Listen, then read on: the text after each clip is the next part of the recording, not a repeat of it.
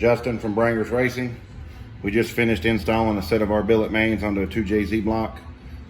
We line boarded in our CNC machine, and then we just finished a line honing it with this mandrel here. Big long mandrel hones to get it that nice crosshatch finish.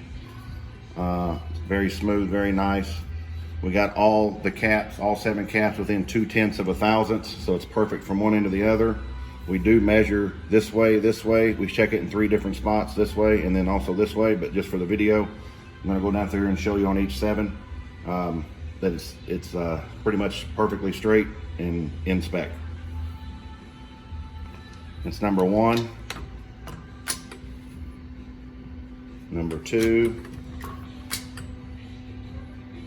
number 3,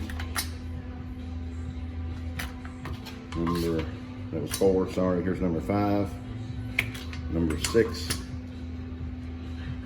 and last one, number 7. Check us out at brangersracing.com.